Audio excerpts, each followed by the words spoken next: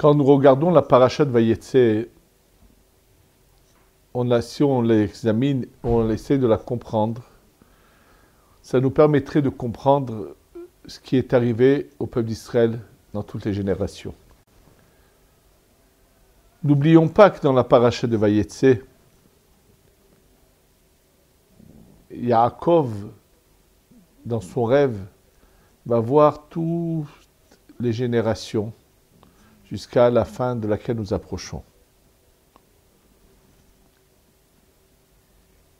Rappelons un détail important.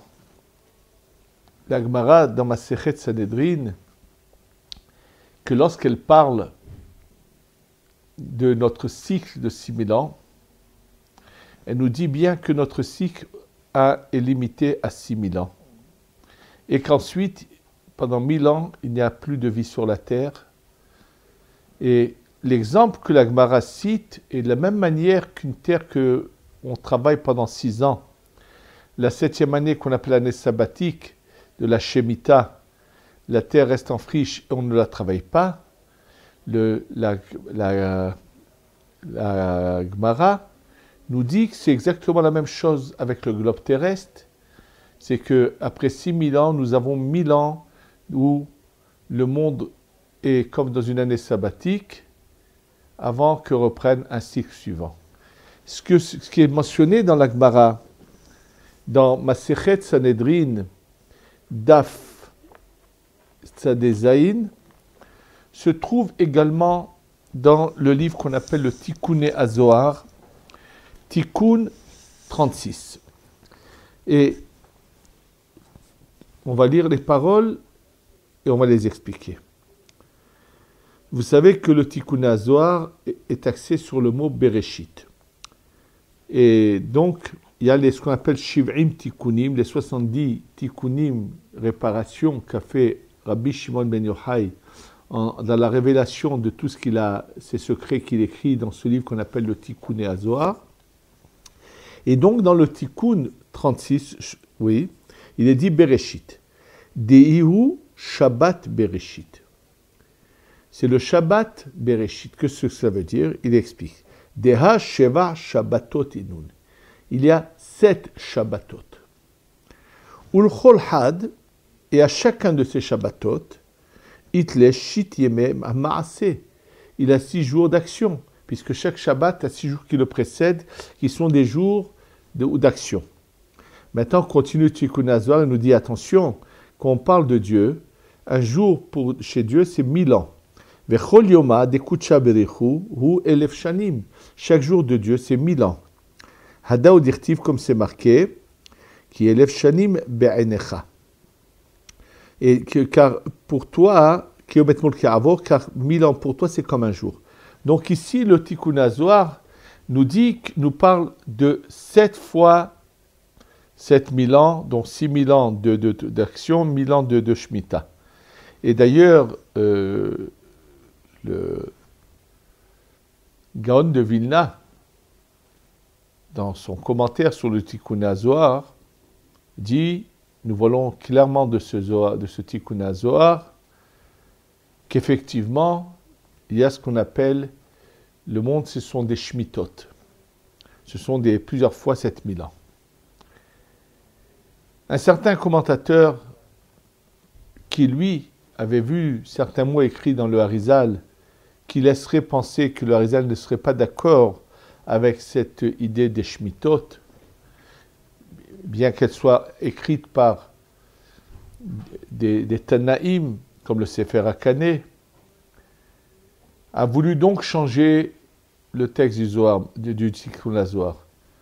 Nous ne pourrons pas changer un texte parce qu'on a une question. Toute question a une réponse. Et Baruch Hashem, c'est un sujet bien sûr assez long que nous ne pouvons pas aborder dans ce cours, où on explique qu'il n'y a aucune contradiction et que ce que le Harizal veut dire tout à fait autre chose, mais pas comme la compréhension apparente apparaît. En tous les cas, nous sommes donc dans un cycle, c'est ce qui nous concerne. Et dans ce cycle dans lequel nous sommes, qui a commencé à la descente d'Adam Arishon du Gan Eden sur le globe terrestre. C'est-à-dire que il y a eu, comme on dit, une chute, une descente d'Adam Arishon qui était au Gan Eden, qui était spirituelle et descendue. Et comment les choses allaient se passer? En fait, elles se sont plus ou moins déjà passées en puissance dans le Gan Eden, et elles vont venir que se manifester ici, et l'histoire ne fait que se répéter. Adam Arishon au Gan Eden, celui qui a à son encontre, qui va finalement réussir à le faire dégringoler, à ce moment-là, Adam Arishon est spirituel, et celui qui a son encontre est aussi spirituel, et lui est resté spirituel. C'est cette femme, cet ange qu'on appelle Samer Mem, puisque la manière de l'écrire, c'est Samer Mem Aleph Lamed. On le dit qu'en lettres, parce qu'on ne prononce pas le nom de cet ange qui est le symbole du mal. Cet ange qui est en fait à l'opposé de Adam Arishon, qui Adam Arishon est le bien, il y a celui qui veut le faire trébucher, le faire tomber, qui arrive. Et quand je parle de Adam Arishon, il faut bien comprendre qu'on est tous concernés. Nous étions tous dans ce Adam Arishon. Il y avait d'autres âmes qui, elles, ne se sont pas laissées tromper par le Samer Mem. Ils sont restés au Gan Eden. Que nous retrouverons, pour ceux qui auront la chance de repartir où était Adam Arishon avant la faute, on retrouvera ces âmes dans le 7e millénaire, comme nous le dit le Harizal dans le Sefer Hagilgulim. Et en fait, dans cette chute que fait Adam Arishon, il se passe un événement où il y a un mélange de toutes ces étincelles de lumière divine rentrent dans ce qu'on appelle une clipa, dans une enveloppe mauvaise. Et c'est pour ça qu'on ne voit pas de peuple d'Israël naître de Adam Arishon, puisque toutes ces étincelles de lumière vont être cachées, sont recouvertes par la source des 70 nations. Et malheureusement, c'est eux qui dominent et utilisent ces étincelles de lumière, ces âmes pures qui sont les âmes du peuple juif en mal. Et malheureusement, font ce qu'ils font. Quand ce cycle commence sa réparation, ça va être avec la venue de Avraham Avinu sur terre. Quand cette Neshama descend, commence sa réparation, et là, le mal commence à se séparer du bien. C'est ce qui se passe. Il va y avoir d'Avraham, va naître ce Ishmaël, Ismaël qui va donner naissance à une grande partie de la population du globe, qui représente la Klippa, le mal, et qui va continuer la lumière intense, c'est Yitzhak. Mais Yitzhak doit aussi faire une séparation de deux choses, de Yaakov et de Esav. En réalité, ce Esav, comme on va l'expliquer, est la réincarnation de ce Samer Mem, simplement sur terre. Qui est Esav, de quel est son niveau, qu'est-ce qui est caché en lui, dans le deuxième cours que nous ferons sur Vayetse, ça va être expliqué. En tous les cas, Yaakov nous possède en puissance en lui. Et d'ailleurs, nous allons avoir une influence sur son parcours. Et comme malheureusement dans l'histoire, nous allons faire des erreurs qui vont nous obliger à aller en exil, donc en puissance, déjà, ça va provoquer l'exil de Yaakov, qui va devoir quitter Eretz Israël. Et là, quand il quitte Eretz Israël, on lui montre toute l'histoire, dont lui va être un peu l'image, et lui va voir les conséquences de tout ce qui est en fait en puissance en lui va donner. Bien sûr, il en souffre terriblement. Il va tout faire pour essayer de changer le cours de l'histoire. Lorsqu'il arrive chez Lavan et qu'il voit Rachel, c'est marqué apparemment qu'il l'a embrassée et s'est mis à pleurer. Une des raisons pour laquelle il s'est mis à pleurer, c'est parce qu'il voit par prophétie qu'elle ne va pas être enterrée avec lui dans le caveau des patriarches. Et là-dessus, je voudrais vous dire ce qu'a écrit le vénéré Rabbi Miller, qui était de Getzet, qui connaissait bien les textes examens du Zohar, qui les a utilisés, et qui explique à merveille ce que s'est passé avec Yaakov. En fait, Yaakov et Rachel sont deux compléments. Yaakov, c'est la droiture jusqu'en boutiste qui est très dangereuse, qu'on ne pourrait pas supporter, et le Hesed de Rachel va s'unir. Et c'est ça ce qu'il explique, qu'il ramène le Zohar qui dit que c'est-à-dire qu'il embrassait, c'est lorsque deux âmes s'unissent, alors cette union donne quelque chose de merveilleux. Le fait qu'il a vu par prophétie qu'elle ne sera pas enterrée avec lui veut dire que malheureusement la descendance va à certains moments, par un mauvais agissement, provoquer la scission de ces deux données de Chesed et de Emet, de Yaakov et de Rachel, et que ça va être catastrophique. Et c'est ça qui provoque que Rachel ne soit pas enterrée avec Yaakov. Et là, Yaakov, on va avoir devant nous un exemple terrible de... Non seulement il va travailler pour obtenir ses épouses, et il y a un reproche qui lui est fait, de s'être soumis à Lavan. C'est malheureusement le cas de beaucoup de gens qui se trouvent en dehors d'Eretz Israël et qui, pour leur parnassa, se soumettent à toutes sortes de forces négatives et les servent et les acceptent, les tolèrent. Deuxième erreur terrible qui va se passer, et ça c'est un enseignement qu'il faut absolument diffuser et qu'on le sache. C'est le Khatam Sofer qui nous l'enseigne ça. Le Khatam Sofer dit, mais je ne comprends pas, pourquoi on est descendu en exil en Égypte? Yaakov n'a plus du tout de mauvais en lui. Le mal qui était dans Abraham est parti chez Ishmaël. Le mal qui était dans Yitzhak est parti chez Esav. Yaakov, Behir Shebaavot, Mitato Shlema, il est 12 tribus, il a tout réparé. Et là, le Khatam Sofer nous enseigne quelque chose de terrible. Il nous dit oui, mais malheureusement, les enfants de Yaakov ont grandi en voyant à côté d'eux un exemple néfaste, terrible, qui va avoir un impact, une influence très négative sur les enfants de Yaakov. C'est ce grand-père Lavan. Pas seulement ce grand, ils vivent dans une atmosphère mauvaise.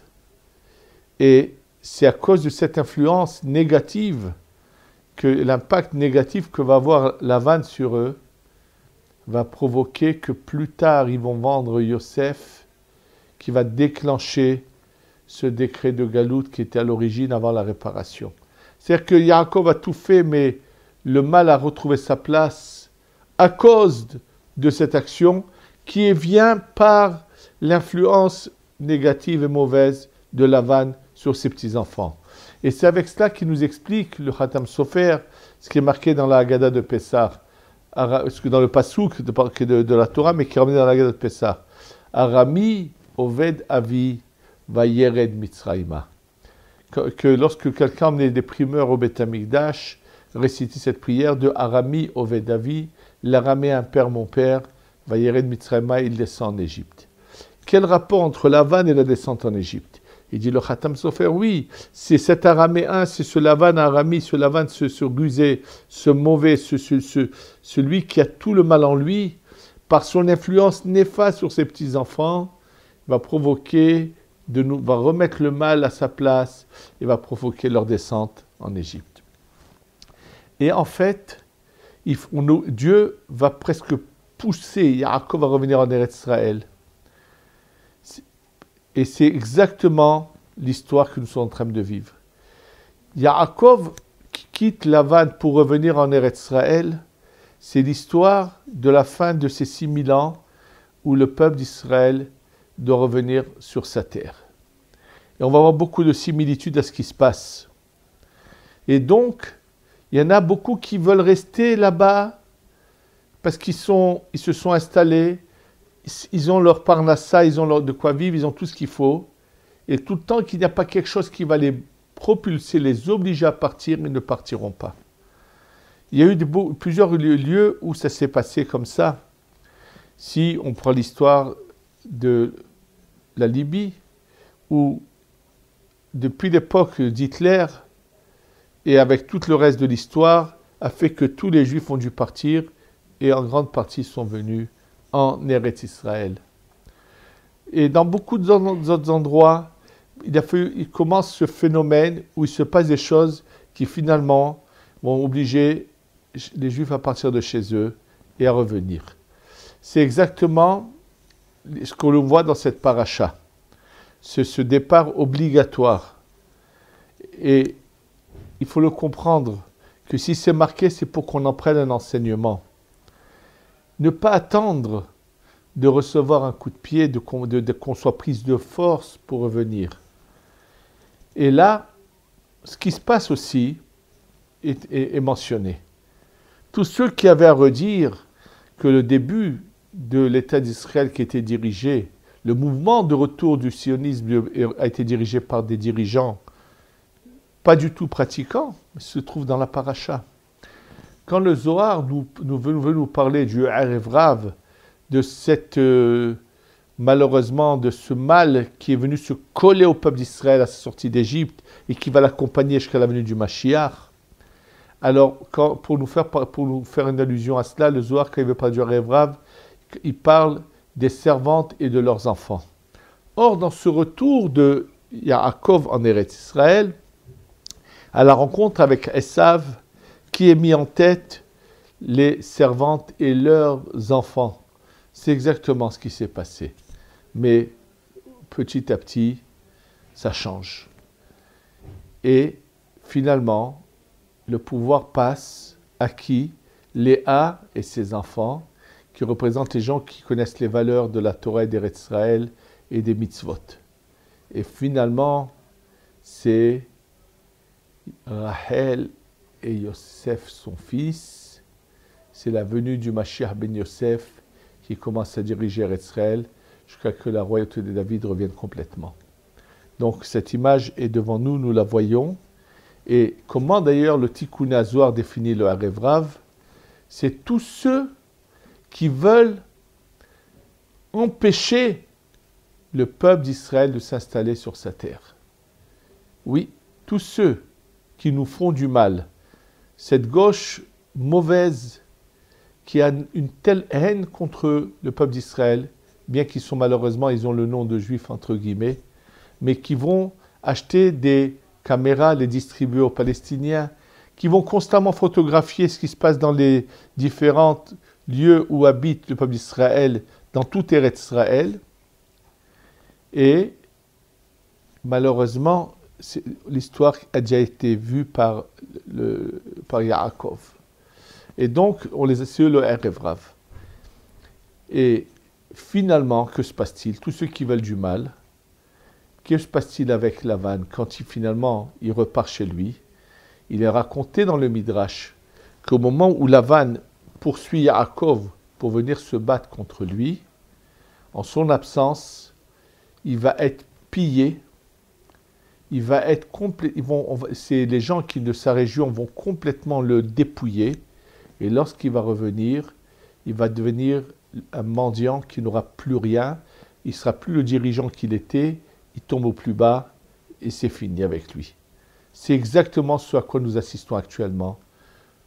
Prenons l'exemple de Saddam Hussein, qui a été un des premiers de nos ennemis à tomber, qui, lorsqu'il avait fait son opération sur le Koweït, c'était juste pour avoir les moyens de développer une force qu'il voulait développer pour marcher à travers la Jordanie vers Israël, qui a été le premier dirigeant à tomber. N'oublions pas que Kadhafi, toute l'armée qu'il possédait, ce n'était pas pour combattre ses pays voisins, il était en guerre avec aucun pays voisin. À combien de reprises il a demandé à l'Égypte de le laisser passer pour que son armée vienne se battre contre Eretz Israël. Et voilà qu'a été sa fin.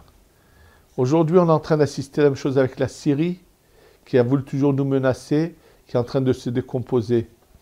Et il va en être exactement de même pour tous nos ennemis, parce qu'on approche à grands pas de la fin. Et donc dans cette fin, ce retour du peuple d'Israël sur sa terre qui commence, et qui va en grandissant, et qui va finalement aboutir avec la venue du Mashiach. Et là, ce temple spirituel qui descend, et pour ceux qui veulent la référence de cette notion du temple spirituel qui descend, ça se trouve dans Rashi, dans le traité de Souka, page 41, au premier versement de la page. Donc, Daf Memalef Amoud Aleph, Rashi ramène le temple que tes mains Dieu le feront. Donc c'est un temple spirituel qui va descendre, qui sera en fait une sorte de filtre. C'est pas comme les gens s'imaginent, puisqu'ils attendent gentiment que le Mashiach vienne les prendre par la main, et ils s'imaginent qu'il les accompagnera jusqu'au Beth Amikdash et les fera rentrer. Pas du tout. C'est lorsque le Mashiach viendra, il y a selon plusieurs opinions, c'est d'abord le Beth Amikdash descend, et il y en aura beaucoup qui seront en attente, d'attendre à quel moment le Mashiach leur laissera la possibilité de revenir en Eretz Israël. Et là, en arrivant en Eretz Israël, les gens s'imaginent qu'ils vont courir en Yerushalayim et venir au temple. Pas du tout. Ce sera comme des flashs de lumière. Et tous ceux qui ne seront pas aptes devront attendre, patienter, que petit à petit, ils se débarrassent de toute cette matière à laquelle ils étaient attachés dans le galou, dans l'exil, pour pouvoir pénétrer petit à petit. C'est pour cela que, selon la plupart des commentateurs qui ramènent ce qu'ils ont reçu, c'est que les 2 derniers siècles de ce 6e millénaire sont des jours du Mashiach, sont les jours par lesquels, à différents moments, chacun selon son niveau, pour ceux qui mériteront, repartent à l'endroit où était Adam Arishon avant la faute, pour continuer à progresser et à s'élever. Tous ceux qui auront mérité ne se retrouveront pas dans le prochain cycle de 7000 ans qui se passera après les 1000 ans qui doivent suivre la fin de ces 6000 ans. Il est fort possible que tous ceux qui n'auront pas mérité devront redoubler de classe et vont repartir peut-être pour un cycle de 6000 ans, avec toutes les gilgulim que cela pourrait leur donner. Mais en ce qui nous concerne, ceux qui, Baruch Hashem, suivent le chemin d'Hashem, ce n'est pas eux qui se retrouveront dans ce cycle-là. Et c'est là-dessus que c'est ça ce que le Harizal a voulu dire, dans l'interprétation qu'avaient eu certaines Chachamim, dans la manière de comprendre cette notion des Shemitot, de penser que nous repartirions encore, et ça c'est impossible à imaginer, sinon il n'y a jamais de but ni de fin. Et c'est ça ce que l'Arizal a voulu juste montrer, que c'était une erreur de compréhension, mais on ne fait que grimper et monter, et qu'Hachem nous donne la chance d'arriver à notre but, de réparer tout ce que nous devons réparer, et d'arriver vraiment au but pour pouvoir continuer au temps opportun le chemin que Hachem nous a tracé, qu'on sache toujours le servir, et qu'on voie bientôt cette Géoula arriver. Amen, ve Amen. Yerushalayim.